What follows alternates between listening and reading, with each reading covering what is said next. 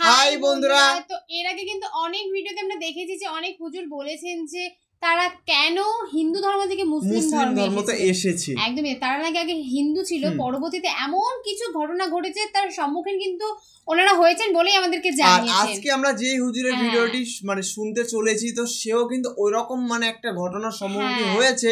তো তাকে তোমরা সবাই চেনো, তার ভিডিওটা তোমরা সবাই দেখো, কন্টিনিউ দেখো। আমাদেরকেও খুব রিকোয়েস্ট করছো সেই সিরাজুল ইসলামের ভিডিও নিয়ে আসতে। তো ফাইনালি আজকে আমরা তার ভিডিও নিয়ে চলে এসেছি আর দেখবো যে তার সাথে কি কি হয়েছিল। তো সবার প্রথমে কি কি হয়েছিল সেটা তো জানবো, কিন্তু তার আগে আমাদের টাইটেলটা জেনে নিতে হবে। অবশ্যই। তো বলছে যে কারণে হিন্দু ধর্ম ত্যাগ করেছি। অবশ্যই, কোন মানে কিসের জন্য সে হিন্দু ধর্ম ত্যাগ করে মুসলিম ধর্মতে আসলো সেটা আজকে আমরা জানতে চলেছি। মানে প্রতিটা মানুষের মধ্যে কিন্তু প্রচুর ব্যাপার থাকে, এর জন্য কিন্তু তারা বাধ্য হয় কিনা জানি না, কিন্তু ভালোবাসার এটা অ্যাকচুয়ালি ভালোবাসার টানে সে ধর্ম চেঞ্জ করে, এটা আমরা সবাই জানি। একদমই। যারা ফার্স্ট টাইম আমাদের চ্যানেলটা ভিজিট করছো, প্লিজ গাইস চ্যানেলটাকে সাবস্ক্রাইব করে দিও আর পাশে থাকা বেল আইকনটি অল করে দিও গাইস, নিত্য নতুন ভিডিও সবার আগে পাওয়ার জন্য গাইস। একদমই তাই। তো চলো কি কারণে এরকম একটা পদক্ষেপ নিল দেখা যাক। তো আমাদের মেইন ভিডিও ডেসক্রিপশন বক্সে চলে আসবে, প্লিজ গাইস তোমরা ওখান থেকে চেক আউট করে নিও। তো চলো গাইস বেশি কথা না বলে আজকের ভিডিওটি দেখা যাক। একটা জোয়ান ছেলে তাগড়া, মাথায় টুপি, মুখে নতুন দাড়ি দেখলে বোঝা যায় না? অবশ্যই। পাঞ্জাবি শার্ট গায়ে আইসাই আমাকে জড়াই দিয়েছে, হুজুর আমারে চিনেন? আমি আপনারে চিনি। আমার বাড়ি বরিশাল বিভাগ, ঝালকাঠি জেলা, নলছিটি থানা। তোমার আমি কেমনে চিনবো? যুবক ডাক দিয়ে বলে, হুজুর আমি চিনি, এই টুপি আপনার অবদান, এই দাড়ি আপনার অবদান, এই জামা আপনার অবদান। আমি ডাক দিয়ে বললাম, এমন কথা বলতে হয় না, আমি হইলাম ঝালকাঠির ছেলে, তুমি হইলো কুড়িগ্রামের ছেলে, তোমার টুপি, তোমার জামা, তোমার দাড়ি আমার কেমনে অবদান হয়? যুবক কি বলে শোনেন, জড়াইয়ে ধরছে। আমি বলে এইভাবে জড়াই ধরো, গেটে ভিড় হয়ে গেছে। হুজুর আপনার ছাড়বো না, 1-1.5 মিনিট সময় আমাকে দিতেই হবে। আমি বলে এখানে কেন, রুমে আসো। যুবক কয় রুমে যাব পরে, আগে কথা বলবো সবাই মাঝে। আমি বলে বলো কি বলবা? দেই না স্যার বন্ধা, চোখ দিয়ে পানি পড়তেছে। আমাকে ডাক দিয়ে বলে, হুজুর গত বছর বলছে, তার আগের বারের কথা, হুজুর গত বছর আপনি মাহফিলে আসছিলেন না? বলে জি, আমি তো প্রতি বছরই আসি, তৃতীয় দিনে আমি বয়ান করি।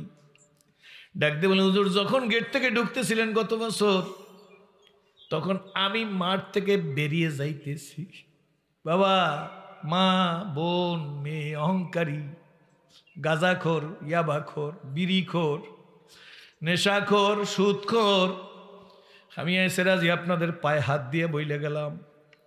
বহু বছর পর্যন্ত আসছি, কদিন আর আসবো জানি না, কখন ঘন্টায় বাড়ি ফিরবে আমি জানি না। সবাই মিলেমিশে থাকবেন বাবা। যুবকের কথা শোনেন, আমাকে ডাক দিয়ে বলে, হুজুর আমি মাঠ থেকে যাই, আপনি মাঠে ঢোকেন, তার অর্থ আমি মাঠে ওয়াজ শুনতে আসি নাই, বরঞ্চ হাত দিয়ে দেখায় ওই যে একটা উঁচা জায়গা, টিলার মতো, ওই জায়গা আমাদের গাজার আড্ডাখানা। ওই জায়গায় বসে আচ্ছা মতো গাজা খাই আমি বের হইয়া যাইতেছি। টুপির জগৎ, দাড়ির জগৎ, পীরের জগৎ, তবলিগের জগৎ, একামতে দিনের জগৎ, মসজিদের জগৎ কোন সাথে আমার কোনো সম্পর্ক নাই। আলেম ওলাম আমি দেখতেই পারি না। হুজুর এই রাস্তা ছাড়াই, গেট ছাড়া ইস্তেমার সময় বের হওয়া কোনো জায়গা নাই। আমি ইস্তেমার বয়ান শুনতে আসি নাই, বরং সেইখান থেকে বের হইয়া যাইতেছি। এই সময় হঠাৎ করে আপনারা দেখছি, তার আপনার সাথে যখন সাক্ষাৎ, তার 3 মিনিট আগে আমি আচ্ছা মতো গাঁজা খাইয়া এখান থেকে বের হইয়া যাইতেছি। হাতকে নিজে কন্ট্রোল করে রাখছি, কোনো টুপিওয়ালার সাথে হাত মিলাবো না। কিন্তু হুজুর আপনার শরীরের পাশ দিয়ে যখন যাইতেছি, হঠাৎ করিয়া কে যেন আমার হাতটা ছুটাই নিয়ে আপনার হাতের মধ্যে ঢুকাই দিল। আর আপনি এমন পাগল, আমার হাতটা ধরিয়া টান দিয়ে বুকে নিলেন। হুজুর আমার গালে 3টা চুমা দিছেন, কপালে একটা চুমা দিয়ে সারিয়া দিছেন। আপনি হাইটে মাদ্রাসায় গেছেন।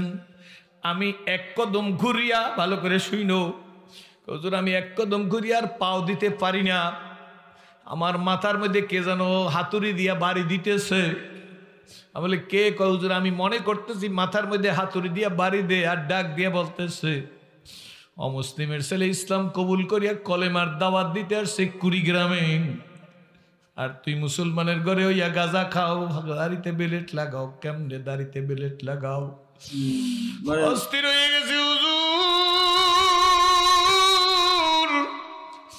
রাস্তাটা ক্রস কইরা রাস্তার পাশে বসে পড়ছি, আমি আর হাঁটতে পারি না।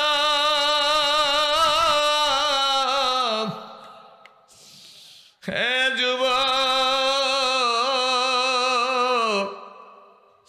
কপাল যদি ভালো হয় রাস্তার পাশের থানকুনি পাতা, আদামনি পাতা, টাকা পাতা খাইয়াও ক্যান্সারের মতো রোগ ভালো হইয়া যায়। আর কপাল যদি খারাপ হয় আব্বুরা, ভেলোর, মাদ্রাস, সিঙ্গাপুর নিয়ে গেল লাশ হইয়া বাড়ি আসা লাগে। কি বলেন ঠিক? যুবক বলে হুজুর রাস্তার পাশে বসে পড়ছি, হাঁটতে পারি না, ডাইন পায়ের স্যান্ডেলটা বের করছি, ডাইন পায়ের স্যান্ডেলটা বের করি আর গালের মধ্যে টাস টাস বাড়ি দিয়ে। আমি বলি কেন কেন নিজের গালে নিজে কেন বাড়ি দিছো? হুজুর গালের মধ্যে বাড়ি দিয়ে বলছি, গালে আর বেলেট লাগাবি, এই মুখ দিয়ে আর গাঁজা খাবি, সিরাজি তো মুসলমানের ঘরে হয় না। বাম গালে বাড়ি দিছি হুজুর, উঠতে পারি না, হাঁটতে পারি না, পা মনে হয় বন্ধ হয়ে গেছে। কষ্ট করিয়া টুকটুক করিয়া কোনো মতে বাজারে গেছি, একটা নতুন সাবান, একটা লুঙ্গি, একটা টুপি কিনছি, কোনো মতে পাউটাই না বাড়ি গেছি। সন্ধ্যা হয়ে গেছে, পুকুরে গোসল করতেছি, মা জানলা দিয়া তাকাইয়া কাঁদতেছে। মা আমার সাথে কথা বলে না। আমি বলি কেন মা তোমার সাথে কথা বলবে না? হুজুর আমি কোন জগতের মানুষ জানেন না, আমি নরপিশাচ, আমি কুকুর, আমি জাহান্নামী।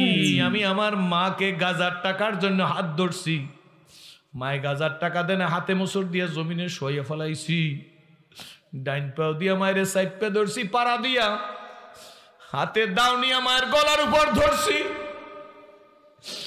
মাকে বলছি মা টাকা দিবি নাইলে জবাই দিয়ে দেব। মা দাও দেখে মনে করছে আমি মাতাল, আমি বুঝি সত্যি তারে জবাই দিয়ে দেব। মা দাও দেখে বেহুশ হয়ে গেছে। আমি গলার থেকে স্বর্ণের চেইন বাজারে স্বর্ণের দোকানে বিক্রি করিয়া গাঁজা খাইছি, সেই ছেলে আমি। কিন্তু মা যখন আমার হাতে সাবান, লুঙ্গি নতুন দেখছে, টুপি দেখছে, তখন মায় কি বুঝা কাঁদে আমি জানি না। জানলা দিয়ে আমার দিকে তাকাই আছে। হুজুর আমি গোসল করিয়া নতুন লুঙ্গি পরিয়া মাথায় টুপি দিয়া ঘরে পাঞ্জাবি শার্ট ধোয়া ছিল গায়ে দিছি, জায়নামাজটা বিছাই দিছি, মুসল্লাটা বিছাইয়া নামাজে দাঁড়াই গেছি। ওই ছেলে হুজুর আমার 64 হাত লম্বা ঘর ডাং। হুজুর মা জমিনের মধ্যে গড়াগড়ি যায় আর চিৎকার দিয়া কাঁদে, জোরে জোরে কাঁদে আর ডাক দিয়া ভাই ও মালিক,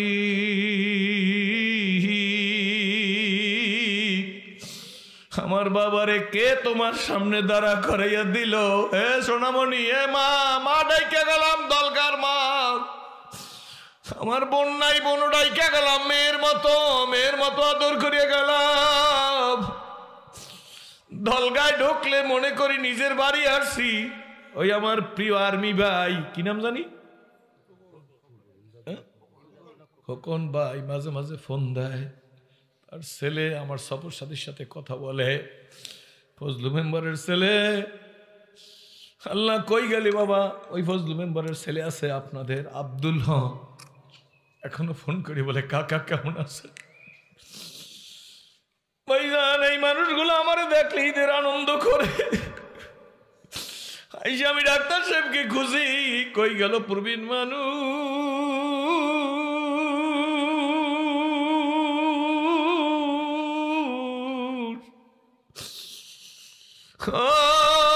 বন্ধুরা, দলগার বাজারের কোন হিন্দু ব্যবসায়ী সেও আমার বন্ধু মনে করিয়া বইলা যায়। বাবারে বন্ধুরে, ওই ছেলে বলে হুজুর আমি নামাজে দাঁড়াই গেছি, আর মা গড়াগড়ি যায় আর চিৎকার দিয়া বলে আল্লাহ, আমার বাবারে কে তোমার সামনে দাঁড়া করাইয়া দিল? হুজুর নামাজ শেষ করিয়া যাই এই দাওয়াই নামার হাতে দিয়ে বলছি মা গো,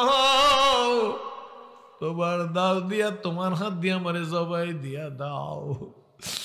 হুজুর সেই দিন বুঝছি মা কি জিনিস। মা কয় কেন তোরে জবাই দেব, তোরে আমি পেটে রাখছি।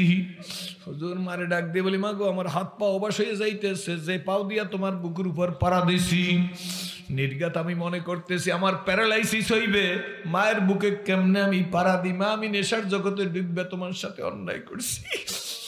মা ডাক দিয়ে বলে, হুজুর বাবা রে, বুকে পাড়া দোষ কি হইছে? পেটেও তো থাইকা লাথি দিছিলি। আল্লাহ, সেই দিন আমি পেট থেকে তোরে কোনোদিন আমি ফালাইয়ে দেই নাই, লাথি দিছ তাতে কি হইছে? বুক পাড়াই দর্শ তাতে কি হইছে? তুই সন্তান, আমি মা, আমার খবর তুই জানো না। বাবা তোর সব মা, কিন্তু বল তুই তো টুপির জগতের লোক না, নামাজের জগতের লোক না, তোরে কে মালিকের সামনে দাঁড়া করাইয়া দিল? যুবক ডাক দিয়ে বলে, হুজুর বাম হাতটা পকেটে ঢুকাই দিয়ে মোবাইলটা বের করিয়াম, কয়েক সেকেন্ড 1 মিনিটের জন্য না, ইউটিউব থেকে আপনার ছবিটা দেখাইয়া মারে ডাক দিয়ে বলছি, মাগো এই বরিশালের সেরাজি ঝালকাঠি জেলায় নলছিটি থানায় বাড়ি, মাগো আমি গাঁজা খাইয়া বাইর হইতেছি, হুজুরে নিশ্চয়ই আমার মুখ থেকে তাজা গাজার গন্ধ পাইছে। এরপর আমাকে ধরিয়া গালের মধ্যে চুমা দিছে, কপালের মধ্যে চুমা দিছে। মাগো হুজুরে তো চইলে গেছে, কিন্তু আমি আর হাঁটতে পারি না, দেখি আমার মাথার মধ্যে কে যেন হাতুড় দিয়া বাড়ি দিতেছে, আর আমারে ওয়াজ করতেছে, অমুসলিমের ছেলে তোরে কলেমার দাওয়াত দেয়, আর তুই মুসলমানের ঘরে গাঁজা খাও ফেলে দে। মাগো টুপি কিনছি, সাবান কিনছি, পবিত্রতার গোসল দিছি, মালিকের সামনে দাঁড়াইছি, মা আমারে মাফ করিয়া দাও। হুজুর আমার মা বলে, তোর সব মা ইস্তেমার গেটে বইসে বই আমার পা জড়াই ধরি, হুজুর আপনি আমারে মাফ করছেন। আমি বলে, বাবা তুমি তো আমার সাথে কোনো অন্যায় করো নাই, তুমি তো কোনো অন্যায় করো না, আমি কি মাফ করবো? না হুজুর তারপরে আমাকে মাফ করতে হইবে। আমি বললাম, এমন যদি তোমার কথা হয় তাহলে তোমার সব আমি মাফ করিয়ে দিলাম। বাবা তুমি জামিয়ার 3 তলায় এসো, আমি আসি, আমার সাথে চা খাইবা। এই কথা বললে আমি যাইতেছি, পিছ দিকে তাকাই দেখলাম ছেলেটা এখন আসে না, পরে আসবে। তাকাই দেখি মাহফিলের গেটের বা প্যান্ডেলের যে বাঁশ, ওই বাঁশের সাথে ছেলেটা মাথা টাকাইতেছে আর চিৎকার দিয়া দিয়া কান্দে, আল্লাহ তুমি আমারে মাফ করছো, আল্লাহ তুমি আমারে মাফ করো, আর জীবনে গালে বেলেট লাগাবো না, আর জীবনে এই মুখ দিয়া গাঁজা খাবো না। দেখে আমি অভিভূত হয়ে গেছি। আমি আমার রুমে যাই আর নিজে নিজে বলি, ও সেরাজি তোর তো কোনো আমল না,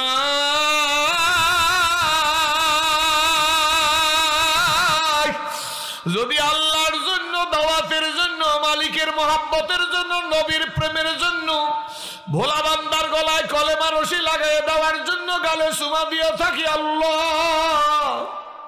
কপালে চুমা দিয়া থাকি, আমার মনে নাই যে আসলে আমি ওর গালে চুমা দিছি কিনা, ওরে বুকে নিছি কিনা। কাঁদতে কাঁদতে রুমে গেছি আর বলি, মাবুদ গো তোমার মহব্বতে যদি দিয়ে থাকি, আল্লাহ তোমার মহব্বতের বিনিময় আমার জন্য জাহান্নামের আগুন হারাম করে দিও। দলগার বাইরে আল্লাহ নবী একদিন, শোনো বন্ধু, কয়েক মিনিট বেশি না, আল্লাহ নবী একদিন আম্মাজান আয়েশা সিদ্দিকার রানের উপর মাথা দিয়া ঘুম গেছেন। হঠাৎ করে আম্মাজান আল্লাহ রসুলের চুল দাড়িগুলা ধরে ধরে আদর করিয়ে দিতেছে। নবীজির গালের উপর 2 ফোঁটা চোখের পানি আম্মাজানের পড়ছে। আল্লাহ রসুল চোখ খুইলা ডাক দিয়া কে, আয়েশা কাঁদো কেন, কি হইছে? আল্লাহ নবী ডাক দিয়া জিজ্ঞেস করে, কি তুমি কাঁদো কেন? তোমার চোখের পানি আমার গালের উপর পড়ছে। আম্মাজান ডাক দিয়ে বলে, আল্লাহ রসুল আমি কাঁদি না, আমারে কে জানো কাঁদায়। আল্লাহ নবী ডাক দিয়ে বলে, কে কাঁদায়, কেন কাঁদায়? আম্মাজান ডাক দিয়ে বলে, আল্লাহ রসুল বয়স আপনার বেশি হয় নাই, এত অল্প বয়সে কেন আপনার চুল দাড়িগুলা পাকা শুরু হইয়া গেল? অল্প বয়সে কেন আপনার সাহেব আইসা গেল? আল্লাহ নবী ডাক দিয়া আয়েশা, তোমার রহমতের স্বামী রহমতের রসুলের বয়সের কারণে চুল দাড়ি পাকা শুরু হয় নাই। কেন কেন নবী? তাইলে আপনার সাহেব আইসা যাইতেছে, বুড়াই বাবা আইসা যাইতেছে। আল্লাহ নবী ডাক দিয়ে বলে, আয়েশা গো, তায়েফের মাইর খাইয়া বুড়া হই নাই, তায়েফের মাইর খাইয়া বুড়া হই না। এ বালগার মানুষ, কতবার নবী তায়েফে বেহুশ হয়ে গেছে। যখন নবীজির নিয়া নবীজিকে কোলে শোয়াইয়া আঙ্গুলের নখ দিয়ে নবীজির শরীর থেকে পাথরের টুকরা উঠাইতেছে টাইনা টাইনা, পাথরের শিকল। আল্লাহ নবী হুশ ফিরে আসছে, জায়েদের গলার উপর হাত দিয়া নবীজি ডাক দিয়া কয়, জায়েদ কি করো? জায়েদ ডাক দিয়ে বলে, নবী গো, শরীরে পাথরের কুচি গোস্তের মধ্যে ঢুকছে, সেইগুলা টাইনা নখ দিয়া বের করতেছি। আল্লাহ নবী জায়েদের মাথা বুকে লাগায় কয়, জায়েদ এত জোরে টান দিস না, আমার বুকটা ছিঁড়িয়া যাইতেছে। আর আমরা কি মানুষ কি বক্তা,